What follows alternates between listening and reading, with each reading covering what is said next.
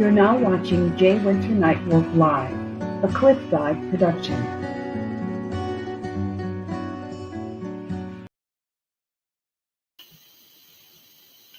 OCO and greetings. I'm Winter Nightwolf, and this is Indigenous Peoples Media.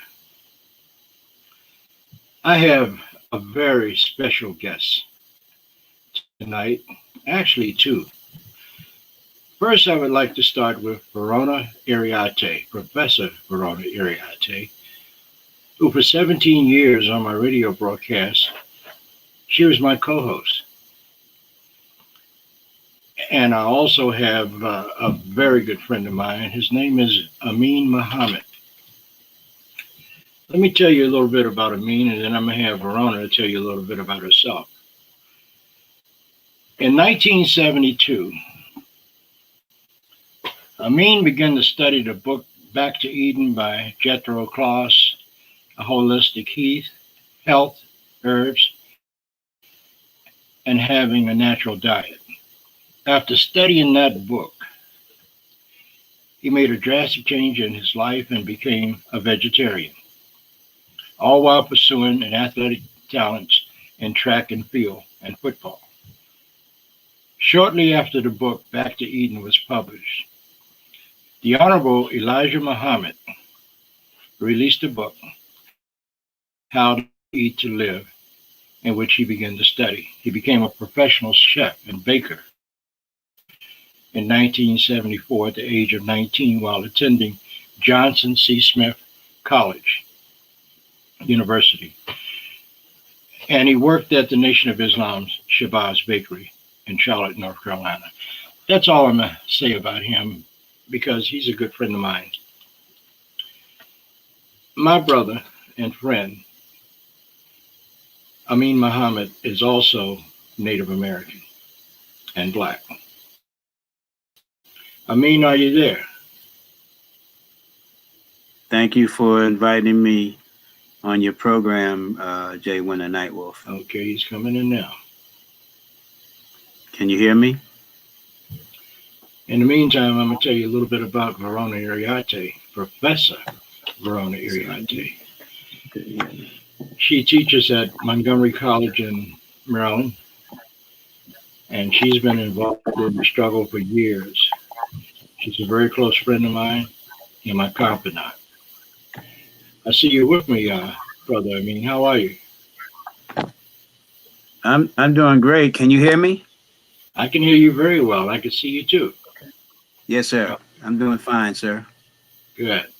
I told people a little bit about who you are, and I believe you heard me read part of your bio. Yes, sir. So, is there anything that you would like to add to that? Basically, just to give it a little bit more of my background after college and coming into the Nation of Islam, I journeyed through different types of bakery management positions, creating formulas, fresh fields, in management or leadership at Whole Foods Market, doing similar types of tasks and training the staff, as well as we opened the Salon Restaurant in Chicago. I went to Chicago and trained the staff and managed the bakery there. Okay, good.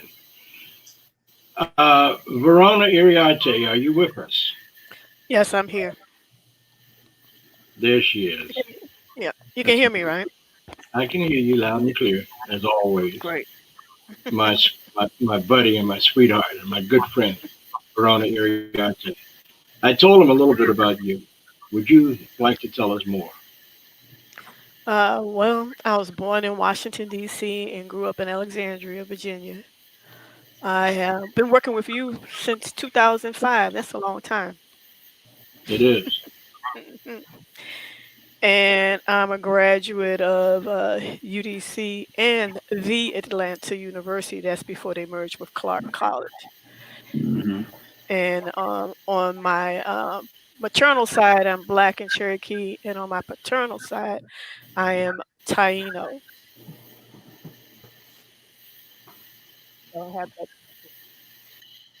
Okay. All right. So let's get started with this conversation. I mean, it sure is good to see you, man. Every time I see you, you're sharper than a tack. And that's why I Good to don't see walk you too as close to well. you because It says good to see you're you as always well. sharp. Oh yeah. Thank you, brother. And the reason I don't walk too close to you is because as sharp as you are, I might get cut. Yes, sir. Thank you. I also like to say greetings and good to see you again, Sister Verona. I remember sharing the studio a couple years ago with Nightwolf and yourself at PFW. Yep, it's been a while, Yes. and it's good to see you as well. Thank you, ma'am. I pray your family's well. Well, we do have my daughter's father-in-law, who is an imam in Baltimore. He is in the hospital with COVID. What is his name? Brother We're Amin, sending prayers. brother Amin. Yeah. Oh, but his name is Amin. His last name is Amin. Alhamdulillah. Yeah, we have to invoke some prayer for him. Yeah, we Absolutely. appreciate it. Yeah, we're in some very perilous times now. hmm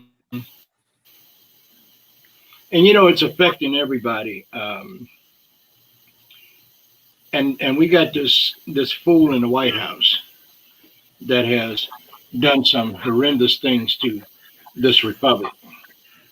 And I was just looking at the news a few minutes ago, and he says, "Why is nobody speaking up for me?"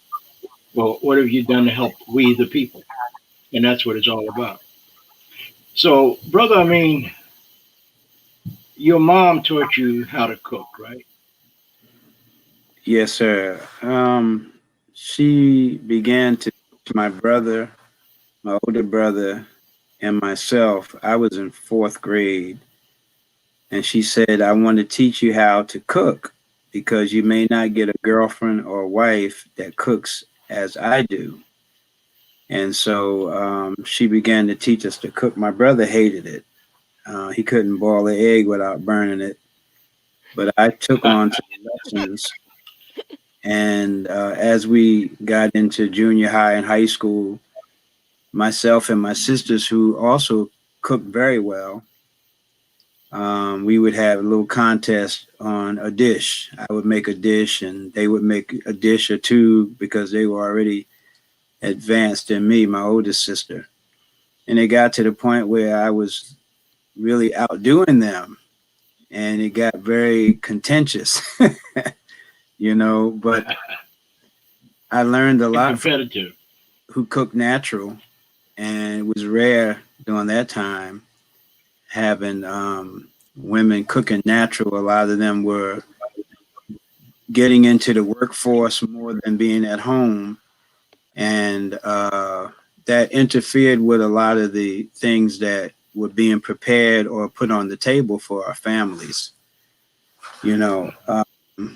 I just want to say by design, that was one of the things that I believe that our adversaries intentionally did, was to take the woman out of the kitchen and put TV dinners. I remember when TV dinners came, and they were so nasty, but Yeah. they also were detrimental to our health. If you remember back in the 50s and 60s, when TV dinners were introduced to the American diet, the people that were dying the most of cancer were the people that introduced it, white people. And mother did not like TV dinners. She said she didn't like the preservatives and what have you to keep those TV dinners so that they were even edible. So that was another reason why my mother really focused on teaching and training us how to cook.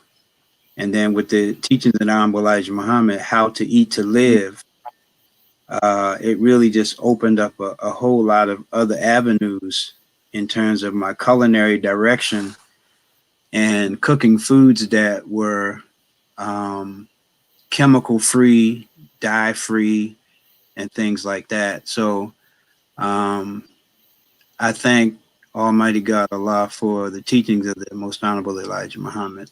And I want to also, before we go forward, just give salutations, bearing witness that there is no God but Allah, Master Fard Muhammad, the teacher of the Honorable Elijah Muhammad, and Most Honorable Elijah Muhammad. We refer to him as the messenger of God, the exalted risen Christ, and I'm bearing witness to the man that saved my life again, the Honorable Minister Louis Farrakhan. And I just like to say thank you for inviting me on. And I know that you're familiar with the minister. You've been with him several times. So thank you, Nightwolf, for giving me the opportunity to, to give honor and praise to those that raised me. And we should always praise and honor those that have raised us, regardless of whether, it's in the Nation of Islam, if it's, in the church, or the way we as natives do, So many times we forget from where we came. And that's been a huge mistake throughout all of mankind, that we forgot who is responsible for us being in here. And I want to thank you for doing that. I really do. Okay, now let's get back to cooking. Yes, sir. I got to tell all of y'all something. You never had a bean pie, then you're missing a lot. And Amin Muhammad, he makes a mean bean pie. So many different varieties of it. Yes, sir. And if I don't have some bean pie once a week, I got a problem. So what is the secret to what you do, brother? You don't have to give up your secret, but what?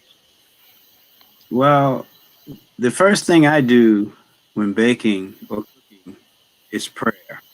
I pray before I even touch anything in the kitchen to assure that the objective that I'm trying to meet, which is to give good food, good tasting food, not loaded with salt and other additives, but to assure that it's healthy and that it would, enrich and help those that eat my food, that they know that they're eating healthy food and that there's a lot of love in it. Mm-hmm. Well, I've never had anything that you prepared that was not good. And I really appreciate you for who you are and what you do. Now tell us about the bean pie. Why is bean pie so important to our diets? Well, the bean pie is important because it has several of the essential amino acids in the navy bean itself. Mm-hmm. In the Bible, Jesus talked about foods during the time of famine. There's some feedback somewhere. He talked about food during the time of famine, and I was told that's also Moses. And they talked about pulse. Pulse is the navy pea bean. Back in the 70s, it used to be very tiny, small beans that were pinkish in color. And I mean, when you cook those little beans, I mean, it put joy to your belly. And, it was just energizing, But we use the bean to replace starches such as potatoes, which, if consumed excessively, which we did, we had potatoes for breakfast, we had potatoes at lunchtime and potatoes at dinner. But we also paid the price of that because the extreme starch in potatoes, and then you had mac and cheese with it, you had bread with it, and then you had cornbread. It spiked diabetes in our people. These foods were really detrimental, though they may taste good, because we could take something and give it flavor, that's undeniable. But eating too much starch is not good. God, in the person of Master Fard Muhammad, who taught the Honorable Elijah Muhammad how to eat to live, he said you should get rid of your medicine cabinet in the bathroom, throw all that away, and make your kitchen cupboard your medicine cabinet. And that's the way that we're taught in the Nation of Islam. Not to say that if you're sick, because he also said if you're sick and you're taking medicine, don't be callous and throw it away. Consult your physician and let your physician know of the dietary changes that you're making so that you don't compromise yourself if you're diabetic or hypertensive and those medicines are helping you. So How to Eat to Live is a wonderful guide to good health and good nutrition. And we're also taught in order for the body to heal itself, you have to give rest. So fasting is something that we do on a regular. In the Nation of Islam, we are required to eat one meal a day. Sometimes it takes moderation to get to that point. But when you fast and if you read scripture, Bible, Quran, there have been many prophets, messengers, and warners that were very instrumental in fasting. They lived, Methuselah and others lived for hundreds of years. But in the world today, fasting is something that people are afraid of doing, that I might get sick, I might fall out and die if I don't eat. But that's the trick of our enemy. Not only did they say we should eat 3 meals a day, but they also said that we should consume of foods that have caused arthritis and diabetes and, such as the swine flesh. And those foods have caused our people to suffer more than anyone else in this country because of the types of foods that we were eating. And so when I became a vegetarian, I know the Honorable Elijah Muhammad has in How to Eat to Live to avoid pork byproducts as best you can. Some byproduct is worse than eating the pig.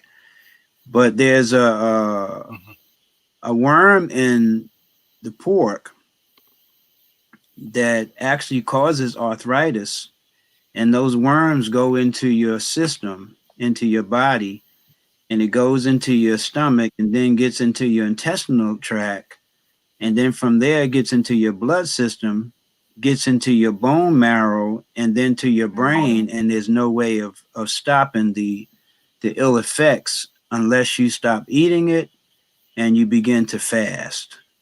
The medications they give you for the effects of it create even more havoc in the human body. God gave us in Leviticus and Daniel and Isaiah, the Levitical laws. It tells you the things that you should and should not eat. It talks about the fish in the sea and the bottom feeders, that we should not eat them.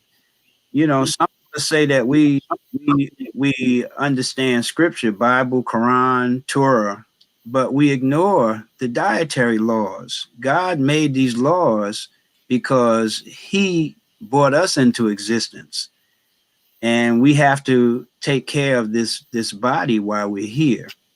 And when we do that, we catch hell, because we're actually going against what God gave us for us not only to survive, but for us to show that we are from the same essence of the Creator God. So diet is everything. If we fail to be obedient to law, not just the dietary laws, but other laws, we're going to we find ourselves spiraling down through the abyss of hell because chastisement. And so what we see happening with this world today, with this pandemic, the only way that you can assure yourself that you'll make it through this, because let's take it for instance. Look in the grocery store.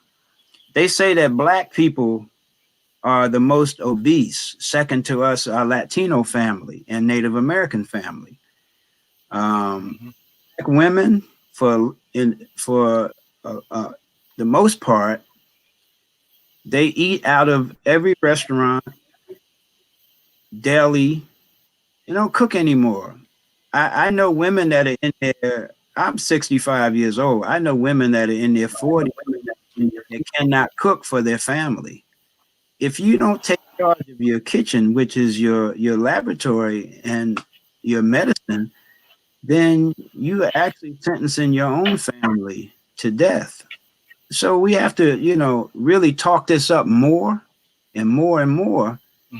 Get off of the foods that are loaded with pesticides and preservatives, and get chemicals. on more of a natural thing. At least cooking the food from scratch for your family, and not throwing a lot of salt in it, a lot of sugar. But what we eat, we are what we eat. Okay, let me cut across you for a second, please. Yes. Verona.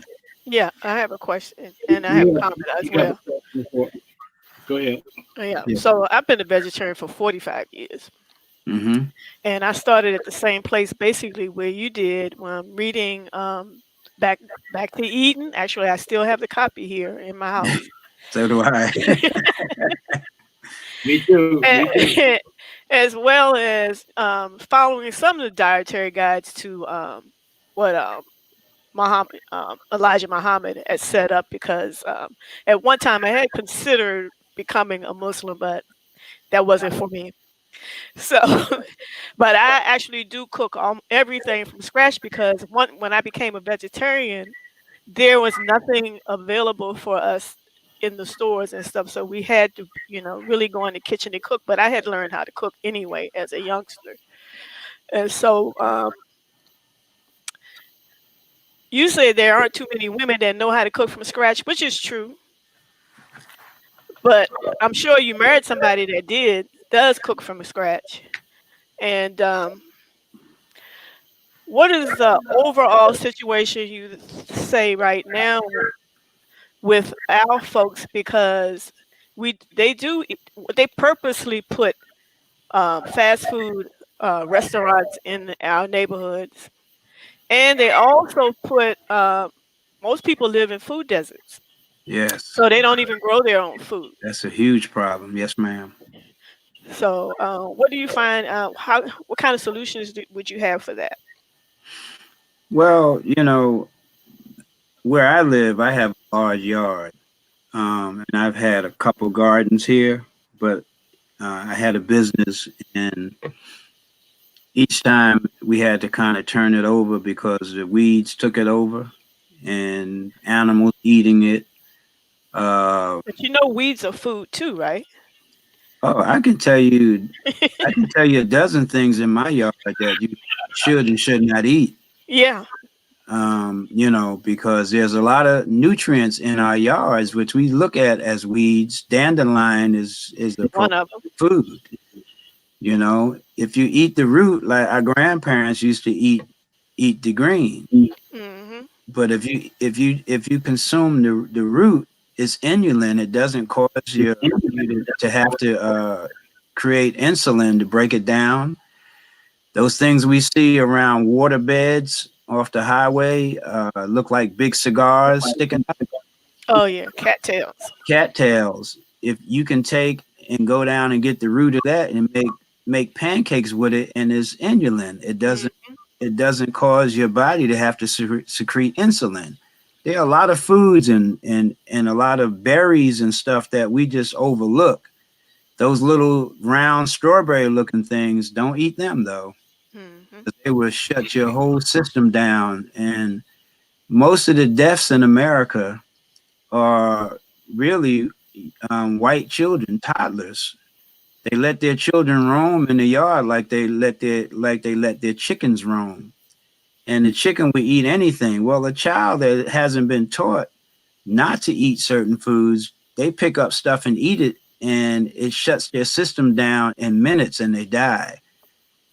A lot of their children die from roaming in the yard and just picking up stuff and putting it in their mouth, you know. But there are good things. Okay. Every good thing God has given another side where it's good for one, and the other side is really just medicine. If you overconsume it, it can kill you. Yeah, we try to eat as close to nature as we can because most of the indigenous foods that are here, Native people do know how to cultivate, but it's hard for them after being colonized. Yeah, yeah, Okay. Well, they. let- Go ahead, Nightwolf. okay. During the summers when I was a kid, I went to South Carolina to my mom's people, the Cherokee people. Mm-hmm. And I could remember, I was like 5 or 6 years old. I can remember picking cotton. But I can also remember these big old croaker sacks that grandma used to give us. It was me, my grandfather, and some of my aunts and uncles. They had 28 children. Mm-hmm. And she would say, come on and go with me. We got to pick some herbs. I don't know what an herb was. So she started picking this stuff, and I said, Grandma, those are weeds. She said, no, baby, that's medicine. And we would come back at about 4 or 5 hours later, and Grandpa would have these screens laid out, and they would sort the different things that we picked, and they would put them in separate places and allow them to dry in the sun. And then the ones they didn't grind up, they would put them in these big old brown mason jars. And one thing I can say about that, the natural medicines, God said in the Bible that there's a balm in Gilead for the healing of the nations. Do you know what that balm was? The natural herbs that grow out of the ground. Because when God put us here, He also put what we needed to survive. And I can remember the times that I was down there in the fall. If somebody had a sniffle or a sneeze, my grandfather would go out to his smokehouse and just pull portions of this, that, and the other, bring it back in the house and brew it, and everybody drank it. Yes, And sir. believe me, by the time the next morning came up, nobody had a cold, the cough was gone, and all of the fluid was gone. So, Yes, you know, sir. I don't, you know, and people talk about, oh, I got a headache, I'm going to take an aspirin. Where do you think that aspirin came from? The white willow bark. Yeah, you know. So if we just get back to nature, I'm sure that not only will we be happier, but we wouldn't be as sick and we would live longer. That's what do you right. think? Oh, I absolutely Okay, agree with you. Our adversaries have taken all the natural stuff and they made a derivative of that. And they made it so that we lost the art of it. And they were giving us something that was natural, where they made a drug from the natural source, but it's detrimental to our health. And so, same with my mother. I mean, I don't know where I got the thing with herbs and spices and what have you. My mother used some, but we ate food where we could taste the food, you know. Yeah. But the way that I cook and the things that I put in my food is for healing, not just for taste, but for healing. You know, garlic and ginger and rosemary. I mean, these things are healing foods, and they help to heal cancer in the body if you use it properly. It can be very effective. So the diet is Okay, very. I got to. Go ahead. Now, I was just say the diet. Our diet is very important for us to eat the proper foods, but not only eat the proper foods, to eat them at the proper time. When you eat Right. and how much you eat determines the degree of health that you'll have and your long-term survival. Now, speaking of that, we're in a pandemic. I know you listened to the Honorable Minister Louis Farrakhan July 4th from the garden on his farm, and he talked about this pestilence. And these things are in the Bible. They're in the Quran. They're in the and it's referred to it as a pestilence from heaven, even though it started with Fauci and Bill and Melinda Gates. They had a lab in China, in Wuhan, and what they were creating there is similar to what he did at a Fort Detrick, creating the AIDS virus, and lying and saying it came from green monkeys in Uganda. These are wicked people. These people are unconscionably putting things out to cull or to kill us. So I mean, we really have to be wise today, and we have to shelter in. I go out and work. I cover. I have gloves. I use the hand sanitizer. I wipe the steering wheels down. I rent cars. I wipe the steering wheels down, the shifter, everything I have to touch. I wipe it down. You can't be too careful today. Even though a lot of the stores won't allow you to come in without masks, you have brazen people that come in there and insist that they're able to pick up a loaf of bread without a mask. I was at the rental place where you dropped me at, Nightwolf, when I first got my rental, and there was a white man, an elderly white man. He had a mask on, like it felt. I won't even say it looked like it had excrement on the outside of the mask. It was so filthy. And I said, we're social distancing in this little place. Only two people can come in this at the same time. So I said, sir, that mask is not helping you. I said, in fact, you may get sick with that mask because it's dirty, and I'm sure it's dirty on the inside. So I was going to offer him one, but the attendant at the rental place went and gave him two the blue masks. Okay. So I mean, we can't be too careful in this hour, because this is a pestilence that no longer belongs to Fauci and Wuhan, Bill and Melinda Gates, and some of these other wicked people. God is taking it over. And if you notice, they don't give you an account of how many white people are dying. Just black people. Yeah, well, let me ask you this question. Sir. Why are natural foods or organic foods much more expensive than food that's mass produced? And can I tag onto that? Sure. Are we sure we're getting organic food when they do that? Well, if you look at what organic is supposed to be, it's supposed to be grown in soil that has not had pesticides. But right, if they lie about our history, do you think they won't lie about the food?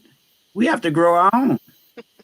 Our backyards and community gardens is something that Dr. Ridgely, who manages our farm in Cordele, Georgia, he has come. He has come around throughout the nation, teaching us how to grow from our own backyards, how to grow out of pots, and even how to grow off a shelf in your home as long as you can get sunlight. That's what we have to do. We cannot trust these wicked farmers that are claiming organics when they know that they're not organic. In Europe, Okay, well, Europe, they use human excrement to fertilize the food. So we can't trust this stuff. We have to go back to the earth ourselves. well, I've been growing in pots, large pots, for quite a few years, and I couldn't believe how how I could get the taste of squash that I had when I was a little boy when I used to go south, Mm-hmm. and I finally got it because I grow in clean organic soil. I've got seeds that came from Oklahoma when I went down there a few years ago, Mm-hmm. and I grow okra, I grow cucumbers. I mean, I grow, and Mm-hmm. my things that I grow taste like food. Uh, Stuff that I have purchased over the years in tree stores, they don't have the same taste. The taste tells you what you're eating. Mm. Mm-hmm. And Yes. I know Verona, she's very picky about what she buys, she puts in her pots, right? Yeah, I'm very picky about that, and I maintain my kitchen in a way that I don't have to go out and buy food all the time because I know what I need. And most people, well, I spend less than $1,000 a year on food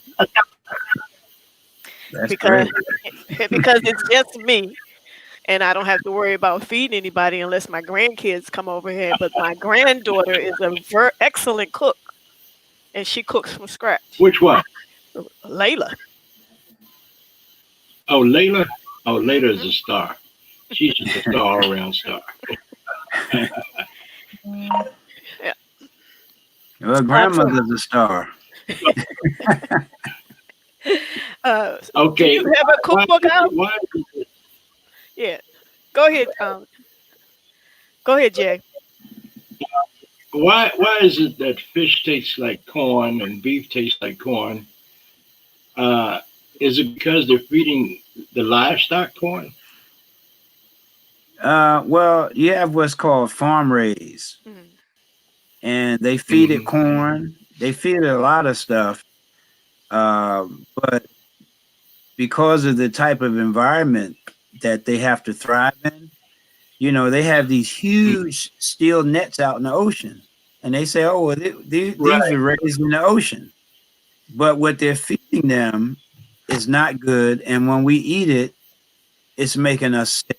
Hmm. So farm fish we shouldn't eat. Now they're saying that we shouldn't even eat the salmon that is that's wild because of pollutants to the water. If you see what we've done, and you see plastics floating up in countries that are the size of Rhode Island, you know that we're in trouble, and it's drastically affecting our ecosystem. So the animals are being Mhm. affected by it. This fish are being affected by it, and so are we. If we consume it, the same lesions on the fish that they cut out in the store, they take all the skin off. You don't see the lesions, but we eat it, and then we have cancer because the fish had cancer. Hmm. So I'm at a All right. point Well, let now me ask. where I'm about to stop even eating fish for that reason. The oceans are polluted. Okay,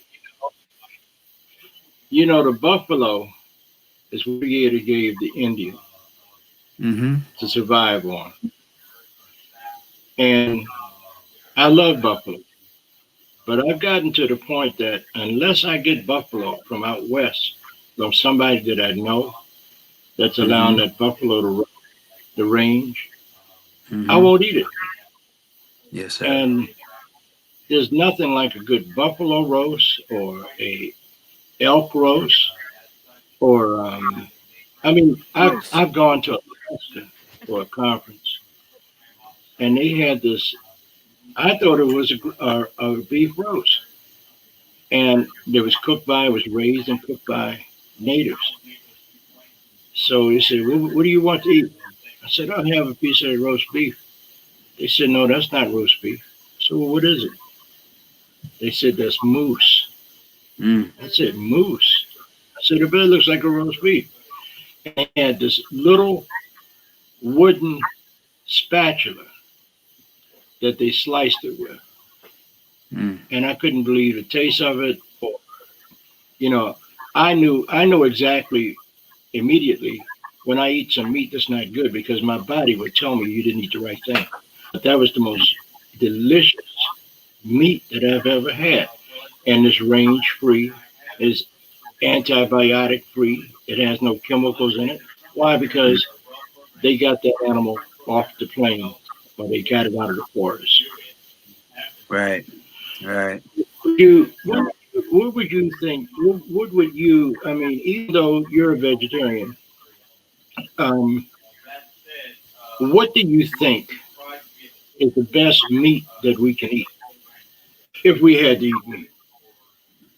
Well, the Honorable I Elijah know it's not. Muhammad taught us that we should not eat the meat from the market. You know, we used to have these markets. They were mostly Jews in Newark, New Jersey, and you had the sawdust Mhm. on the floor. You know, and they would slaughter whatever you wanted, Mm. chickens, turkeys.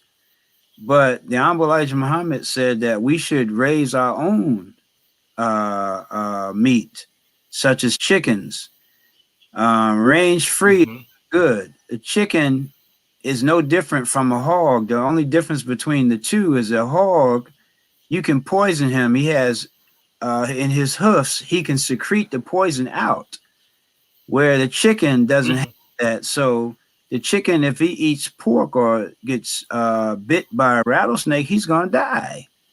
So Mhm. range is really not good because they eat their own excrement, you know, and we don't Mhm. eat chicken that way. He said, raise them off the ground. Don't let them roam Yeah. because they are the fowl. They are the hog of the fowl. So if we raise them the Mhm. way that we're taught, we can eat it. But if we're getting it from the where I grew up in Newark, New Jersey, it had slaughterhouses, and we could see them. We used to run down a train track and peek in at night and see them slaughtering meat. But because the mafia was so heavy then, we watched them, witnessed them killing a man. And we Mhm. started, one of our friends threw up and they heard a noise, but because of the bandsaw they were using, they couldn't really, they just was looking around and we said, we got to go. We started running. But anyway, these people don't care. They don't care what they give us. You know, McDonald's was cited many times for feeding kangaroo meat, horse meat. They're still in existence, though. Yep. Let you and I do something like that, we'll be in prison, Mhm. you know? So, no, we have You to know, really be mindful. I got a rude awakening about that when I guess about 10 years ago I went fishing with some of my friends way out in the Atlantic Ocean, and they caught some fish. I caught some fish, but then I caught this big thing, and I didn't know what it was until I pulled it up out of the water.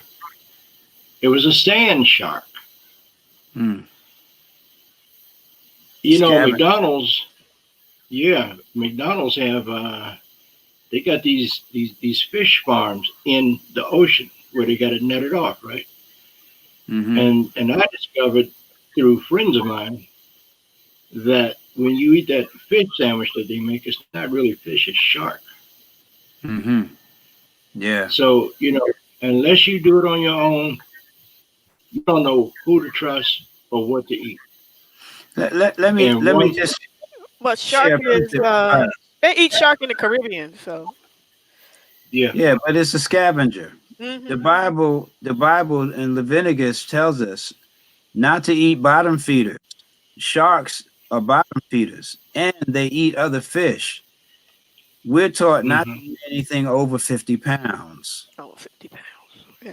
So, if you really look at the fishing industry, look for instance, look at Red Lobster. People go there, they flock there for what do you call them, lobster, right? If you do history, Mm-hmm. you go back to the turn of the century. Lobster was what they fed the inmates in prison. Hmm. It was a cheap food then, and they fed it to the Mm-hmm. inmates in prison, and the inmates were dying rapidly from high cholesterol from eating bottom feeders because they eat Mm-hmm. excrement of other sea urchins. They eat their feces. So if you eat that, it's killing us. But today, lobster is a staple in the diet. You go to Giant Shoppers and you see the line for black folks going to buy lobster and stuff like that. I mean, it's ridiculous. It's killing us. And they're spending big money in the Mm-hmm. pandemic. They're spending $50 for lobster, steamed lobster. You know, we have to really, I'm telling you, we have to pay attention to what we're doing to ourselves at our own detriment. So, do you have any Okay. educational programs outside in the community that are helping people make that transition? Well, with the Nation of Islam, part of our teaching in the resurrection process is also teaching our people how to eat to live. This is from God in the person of Master Fard Muhammad. So we are required to give our people what has helped and blessed us. All of my children were raised vegetarian, and then some pescatarian. We fed them fish, but all of them were raised not eating meat. And when they went to college, the only thing they can get was a salad with some dead lettuce, what something that looked like a slice of tomato, and that was pretty much it. They had no onions, no garlic, or nothing, and so they knew that they weren't getting the optimal nutrition, so they started eating chicken. And that's how I didn't do that. When I went to Johnson C. Smith, in fact, we rebelled because they put the bacon grease even in the grits. Mm. So, Mm-hmm. that's why I started, doing my cooking and baking there because I couldn't eat anything. And I was an athlete playing football and track. And I wasn't getting the nutrition that I needed. So our minister had a Shabazz restaurant, and I was getting dinners, and I got so many dinners restaurant from the campus after we did the thing on the showing how pork lives in frigid, hard frozen stuff, and burnt to a cinder, and regular cooked. Every way that you can do that meat, that trichini worm survives.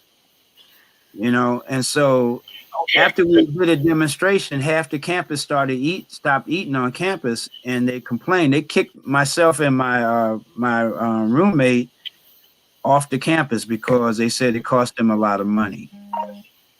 But Yeah. sometimes that's the price you have to pay for truth. Right. Now let me ask you this. Um, my one my executive producer of my podcast said that when she lived in the country, she's from North Carolina, and she's Hollowassacona Indian. She said we used to eat catfish all the time until I realized what they were, Mm-hmm. and her last word behind it is yuck. Um, and That's right. I'm not going to eat a fish, take a flies and skin. You know, I'm just, I'm sorry. I may be hurting people's feelings out there, but if you want to eat to live, you got to start eating right. That's I'm right. 73 years old, and I'm still around, and feeling pretty good most of the time. So Well, And I that's know, Ron, you know me. Yeah, and I'm about to be 66, so I know. yeah. You and I are the same age.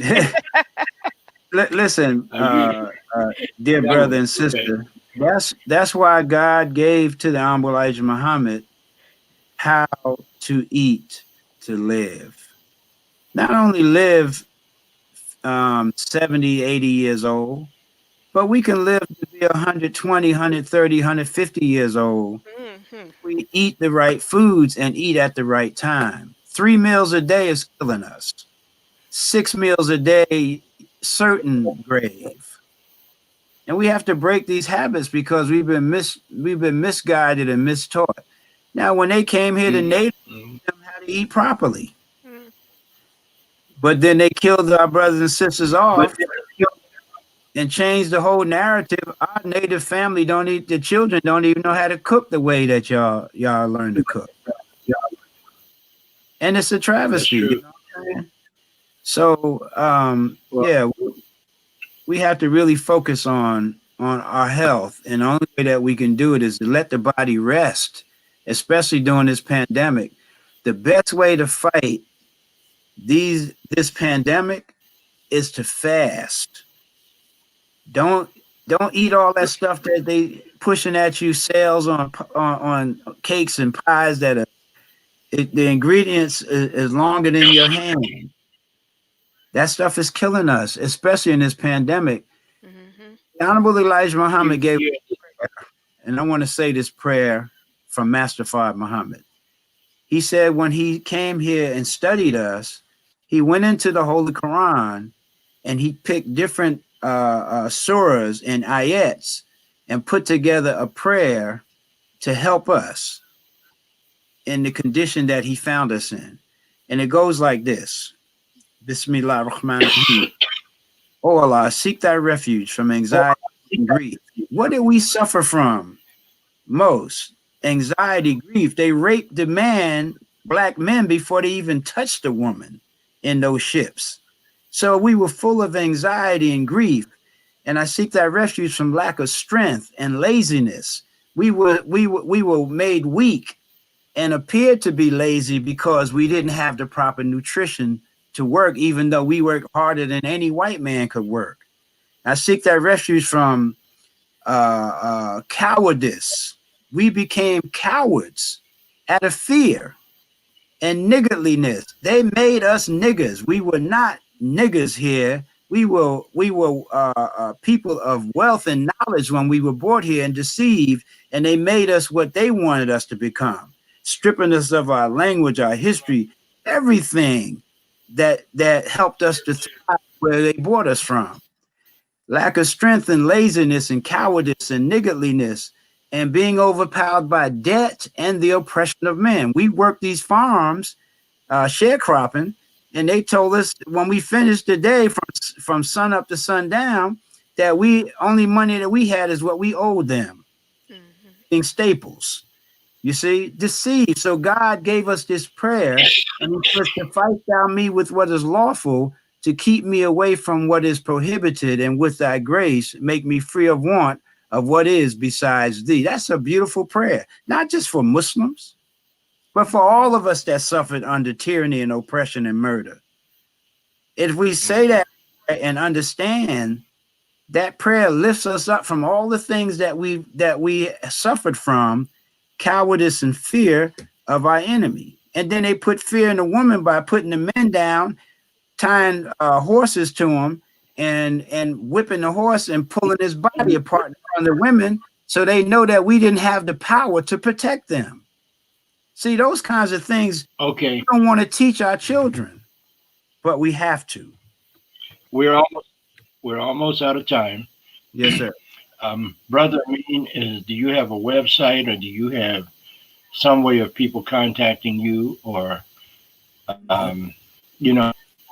Yes, I'm on Instagram, Fruit of Peace Gourmet, Uh-huh. and I have some stuff Okay. on there. A lot of my product line. I also do the ginger beer, but in the ginger beer, it's the immune booster. Is ginger, Right. garlic, red onion, cayenne, a heavy dose of vitamin C, and sea moss. The ginger and the garlic is antimicrobial, antibacterial, and antiviral. Listen, I have 31 people that got up from coronavirus. I'm not making any disclaimers, but they use it and they got well. I told them, take your ass outside if you got to crawl and get in the sun for 20 minutes and come back in the house. If you feel sick, all of them said once they did that 3 or 4 days, the virus was gone. Drink the tonic, and I give them a steam bath to put their head over. Right. And we're out of time. We're out of time. Yeah, I want to thank you. I want to thank you from the bottom of my heart for coming and enlightening our people. Folks, you hear this brother. And he's not about hurting anybody. He's about helping people. Even though his religious persuasion may be different from yours, there's only one God. Yes, sir. Now, I also want to thank Verona IRIARTE for coming on today and being my co-host. Do you want to give out any information about yourself or how people can contact you, or you just want to leave it alone right now? I'm on Facebook, but most of the time I won't friend you on Facebook right away because I try to keep my stream low. Yeah, that's wise. Right. But again, Fruit of Peace Gourmet, if you go on there, you can see a lot of things that I do, and we're getting upgraded and add more new items to my page. I'd like to say thank you, Brother Nightwolf. Absolutely, and I appreciate you coming on. Will you come back again at some time? I certainly will. All right. I certainly will. And God willing. Yeah, Verona's been my sidekick for years. Look for bigger and better things than what we do. I will leave you all with this thought that I leave all the time.